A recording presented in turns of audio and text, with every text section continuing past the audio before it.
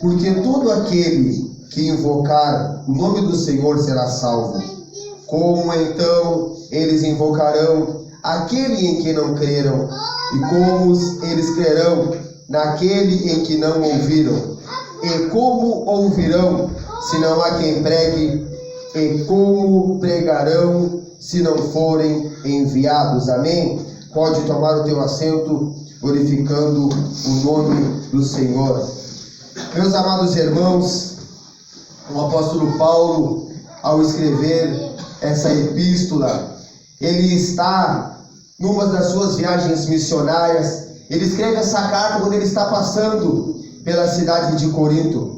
A Bíblia diz, meus amados irmãos, que o próprio não foi o escritor dessa epístola. Ali, se nós olhar em Romanos, no seu capítulo 16 e versículo 22, ali Tércio, o seu auxiliar, ele se apresenta como o escritor dessa epístola. Deus revelava, Paulo ditava e Tércio escrevia. Meus irmãos, essa epístola tem basicamente, ela tem 16 capítulos. O tema principal da carta aos Romanos é o plano de Deus para a salvação do Evangelho de Jesus Cristo. O versículo-chave dessa epístola está em capítulo 1 e versículo 16, que nos diz: porque não me envergonho do Evangelho, pois é poder de Deus para a salvação de todo aquele que crer, primeiro do judeu e também do grego. Oh, aleluia!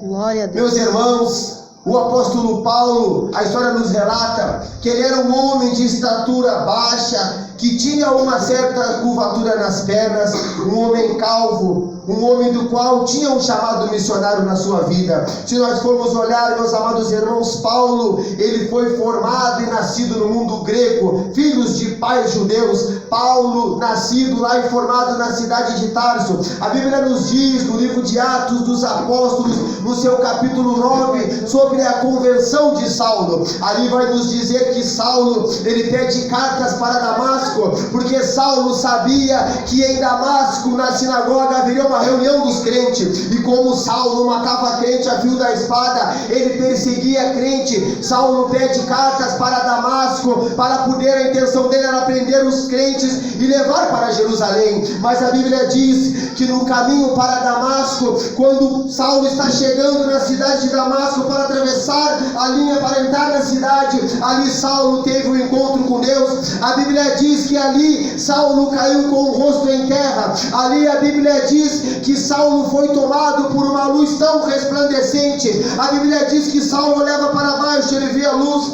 Quando ele olhava para o lado, ele via luz. Mas quando ele olhou para cima, a luz que lhe resplandecia lhe causou uma cegueira, e ali Saulo caiu do cavalo. A Bíblia diz que ali Deus fala com Saulo: Saulo, Saulo, por que me persegues? Saulo diz: Deus, és tu, Senhor. E Jesus diz: eu sou Jesus a quem tu persegues. A Bíblia diz que Saulo diz para Deus: o que queres que eu faça? E Jesus diz: entra na cidade de Damasco, que depois eu te falarei o que eu quero que tu faça. Ali a Bíblia diz que o Senhor envia um apóstolo dele, Ananias.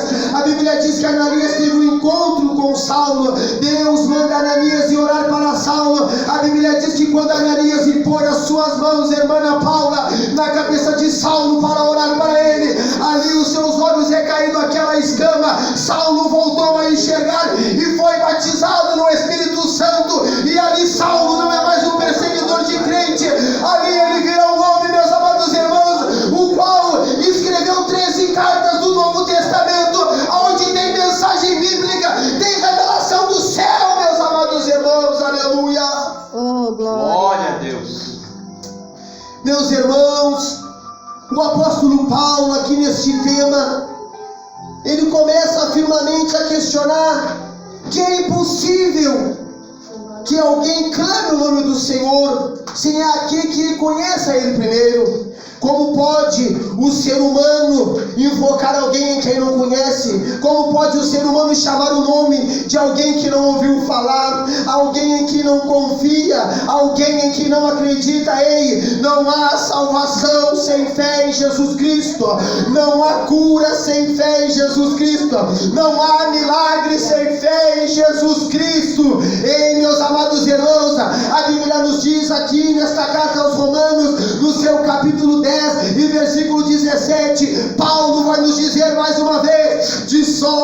e a fé vem pelo ouvir, e ouvir a palavra de Deus. Aleluia. Glória a Deus. Aleluia. E como ouvirão se não há quem pregue? Oh, aleluia.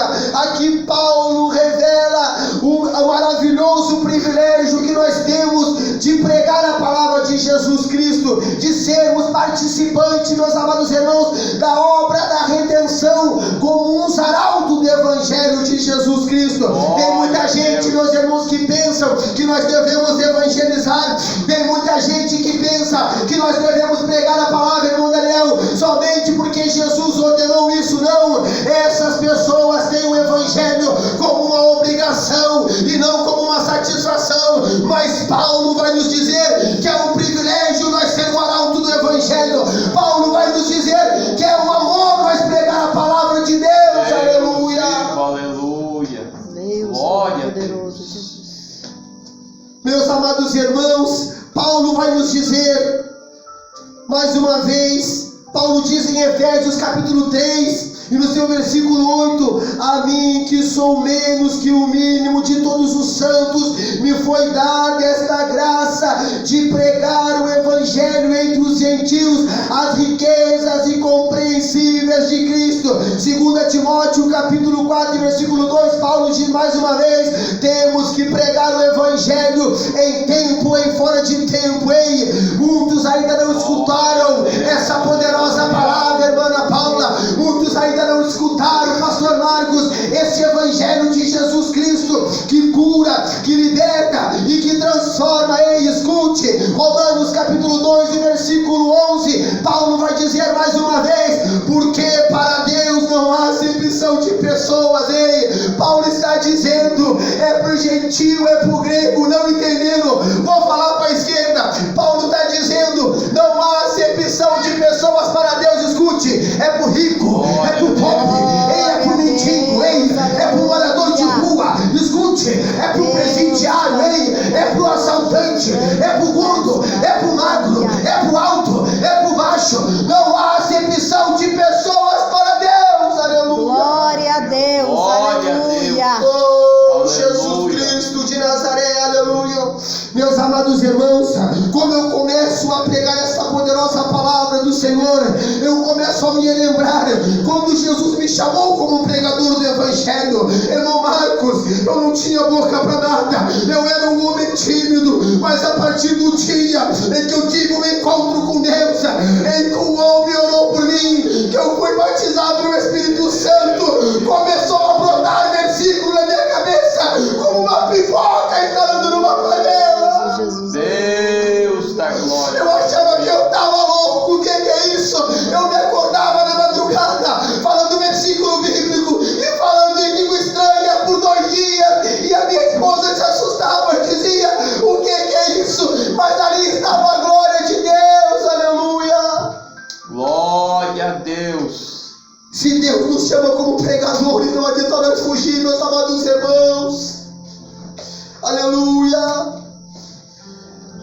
Quando eu começo a me lembrar da pregação de Jesus Cristo, eu começo a me vir uma lembrança na minha mente, os discípulos, o que passaram para pregar a palavra de Deus, todos eles foram perseguidos. Eu quero aqui trazer uma reflexão diante de Deus nesta noite para vocês, meus amados irmãos. Paulo foi decapitado, mas ele pregou o Evangelho. João foi morto por muitas perseguições e esfolamento, mas ele pregou o Evangelho. Pedro foi crucificado de cabeça para baixo, mas ele pregou o Evangelho. André foi crucificado de cabeça para baixo, mas ele pregou o Evangelho. Filipe foi morto a fio da espada, mas pregou o Evangelho. Judas Tadeu teve a cabeça cortada com o machado, mas ele pregou o Evangelho. Simão Bartolomeu foi morto, meus irmãos, mas ele pregou o Evangelho. Mateus foi morto de morte natural, mas ele pregou o Evangelho. Tomé foi morto, mas ele pregou o Evangelho. E você tem pregado o Evangelho lá no teu trabalho,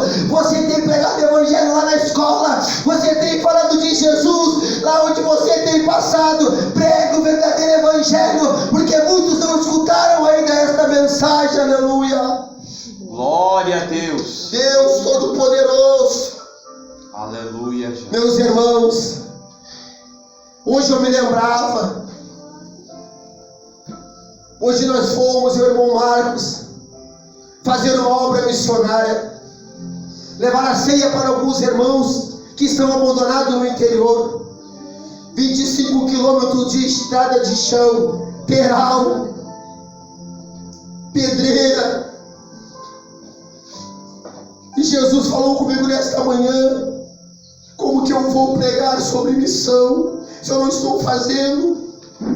E uma alma me tocou o telefone e disse: irmão, eu quero ir para o teu lado, eu quero ir para o teu time, eu quero congregar no teu ministério, não importa a denominação que tu está, irmão, eu quero ir para o teu lado. Aleluia. E nós fomos lá, levei uma ceia para os irmãos e preguei o evangelho para eles, lá onde ninguém quer levar uma palavra de Deus. Muitos não querem colocar o carro naquele pedal, meu amado irmão. Muitos não querem perder o seu carro, estão apegados às coisas transitórias dessa terra, aonde a traça e a ferrugem vai consumir tudo. Venha, te apega a tesouros do céu, aonde o ladrão não entra, aonde a traça e a ferrugem não consome. Não te apega a tesouros desta terra, porque tudo nessa terra é passageiro, tudo nessa terra é momentâneo, meus amados irmãos. Glória a Deus, aleluia. Eu quero aqui nesta noite falar para os irmãos de uma convicção que eu tenho comigo. A melhor convicção que eu tenho comigo não é ser o pregador do evangelho, se isso é uma das melhores que tenho. Não é uma carta de obreiro, de presbítero, se isso também é uma das melhores. Não é a minha família, que é o meu primeiro ministério, as minhas meninas, se isso também é uma das melhores. Não é cuidar de um trabalho evangelístico, se isso também é uma das melhores. A maior convicção que eu tenho comigo, meus amados irmãos, é que um dia eu vou morar no céu. A maior convicção que eu tenho comigo é que um dia eu irei entrar naqueles portões. Ei, escute, eu quero te fazer um convite nessa noite. Eu quero te convidar a ir morar no céu. Aleluia. Glória a Deus. A Bíblia vai nos dizer em Romanos capítulo 8 e versículo 1, vai nos dizer: portanto agora nenhuma condenação há para aqueles que estão em Cristo Jesus, que não andam segundo a carne, mas andam segundo o Espírito. Ei, Deus quer levantar pregadores nesta última hora. Deus quer levantar homens com unção, homens com autoridade. Mas para isso, meus amados irmãos, existe um preço. Aleluia. Para isso existe um sacrifício. Glória a Deus. Oh, aleluia. Existe um sacrifício. Negar a vontade da carne para fazer a vontade do Espírito de Deus. Ah, Senhor, eu leio a Bíblia e não tenho revelação nenhuma. Ora, começa orando, te separando, que Deus vai te usar com unção e autoridade. Glória a Deus. Temos que pregar no Evangelho. Tem gente ainda aqui em Fontoura, escute isso diante de Deus. Tem gente aqui que ainda não escutou essa palavra, meus amados irmãos. Agora, o ano passado, eu fui chamado em uma casa para orar por um jovem, escute. O jovem que estava depressivo, sentia arrepio, não dormia de noite. A forca estava preparada nos fundos, numa árvore. E o Espírito Santo me levou lá. E eu mostrei para a mãe dele: seu filho ia tirar a vida nesta noite. E eu fui lá, e o espírito da morte foi repreendido em nome de Jesus. Deus. Quando eu virei as minhas costas para ir embora, essa senhora me chamou e disse: pastor, passe aqui, ore aqui por esse senhor que está acamado. Eu cuido dele, eu recebo um salário por mês para se manter. Ele é acamado e não caminha. Ore aqui para ele. Quando eu entrei dentro daquele quarto, eu fui orar pelo aquele homem. Eu comecei a falar de Jesus. ele começou a chorar. Um homem com 69 anos ainda não tinha escutado o evangelho, ninguém tinha pregado Jesus para ele. Eu preguei Jesus para ele, ele aceitou a Cristo como seu Salvador. Glória a Deus. Não precisa ir muito longe. Tem gente aqui pertinho que ainda não escutou, não sabe o que Jesus fez pela sua vida, não sabe que ele foi crucificado na cruz do Calvário, que ele levou sobre si todas as nossas iniquidades.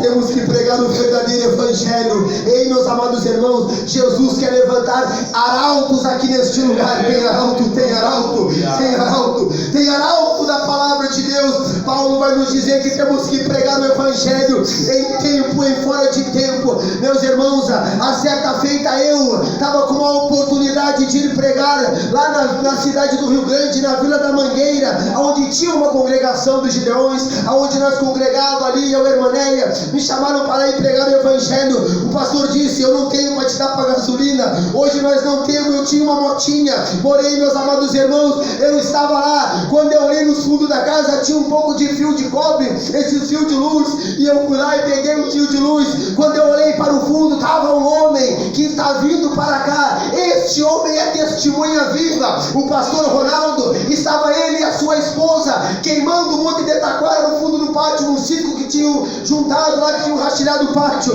Eu fui lá para aproveitar o fogo dele. Eu disse: pastor, eu posso pegar um pouco do seu fogo aqui para me queimar um pouco de fio de cobre? Ele falou: Michel, meu irmão, para que tu quer queimar fio de cobre, varão? Eu falei: pastor, deixa eu te dizer uma coisa, eu estou com uma oportunidade de pregar hoje e o pastor não tem para gasolina, mas eu quero ir, a palavra está queimando no meu coração. Eu creio que esse cobre vai dar uns 10, 15 pila e eu vou botar no tanque e eu vou ir lá pregar meu evangelho. O pastor chorou e me abraçou. Meu Deus, meu irmão, Deus vai te honrar. Eu fui, deu 15 reais. Aí a minha esposa me pegou 5 pila para comprar o livro de leite para minha filha, que ela estava sem, e eu botei os 10 no tanque. Cheguei lá, preguei a poderosa palavra. Deus, pela graça e pela misericórdia, me usou naquele lugar. No final do culto tinha uma senhora bem velhinha de bengala. Ela olhou para mim e disse: pastor, essa Bíblia aqui é tua, irmão? Eu falei: sim, é minha. E ela disse: pega essa Bíblia e cuida muito bem dela, só abre ela quando chegar em casa. Quando eu cheguei em casa, que eu abri a minha Bíblia, tinha 150 reais. Deus cuida daquele que é justo. Ei, Jesus disse para fazer prova dele. Meus amados irmãos, temos que pregar o evangelho. Hoje o homem quer colocar horário na pregação. Hoje o homem quer colocar tema na pregação. Hoje o homem quer cobrar exegésia. O homem hoje quer cobrar hermenêutica. O homem hoje quer cobrar teologia. Mas o homem está se esquecendo é da oratória. O homem está esquecendo é da revelação do céu. Porque Jesus ainda fala, Jesus ainda cura, Jesus ainda liberta. Hebreus capítulo 13, versículo 8, a Bíblia diz: Jesus Cristo é o mesmo ontem, hoje e será eternamente. Aleluia. Glória a Deus. Glória a Deus. Oh, Arabagassurianda, Arabagaxandaraia. Eu sinto Deus aqui nesta noite, meus irmãos. Aleluia, Jesus. Glória a Deus. Temos que pregar o evangelho, meus amados irmãos. Temos que falar de Jesus.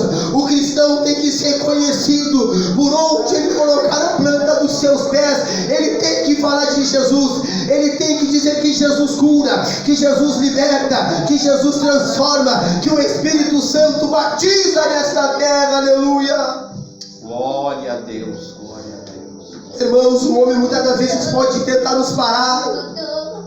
Muitas das vezes se levanta, irmão, rei Acabe e Jezebel, para nos trancar o nosso ministério, para nos puxar um tapete, para nos abafar. Mas enquanto haver um sopro de vida, pregue o evangelho. Mas não pregue só bênção, não, que nem tem lugares só querem falar de bênção, só querem falar de milagre. Pregue Cristo crucificado na cruz. Glória. Pregue o verdadeiro evangelho genuíno. Paulo vai nos dizer que a palavra de Deus é como uma espada afiada que corta por 2 gumes. Meus irmãos, quando eu me lembro dessa parte, eu tenho uma reflexão na minha mente. No Antigo Testamento, no tempo dos filisteus, eles tinham a arma mais poderosa que era a espada. Eles tinham. Por que a Bíblia é comparada como uma espada? Porque a espada no Antigo Testamento era a arma mais poderosa que tinha. Mas no Antigo Testamento, a Bíblia era uma interpretação. Mas agora no Novo Testamento, o outro lado da espada é uma aplicação que está sendo aplicada aqui nesta noite. Aleluia. Deus tem compromisso, meus irmãos, com nós. Nós que pregamos a verdadeira mensagem de Cristo. Temos que pregar o Evangelho. Não podemos parar, meus irmãos, de anunciar que Jesus Cristo, Ele está voltando. Muitos hoje estão blasfemando contra o Espírito Santo. No carnaval estão brincando com Cristo. Mas ainda existe homem de Deus na terra. Ainda existe mulher separada nesta terra. Ainda existe, Deus levanta profetas como um atalaia no meio da sua igreja. Aleluia. Se coloquem de pé, meus amados irmãos. Glória a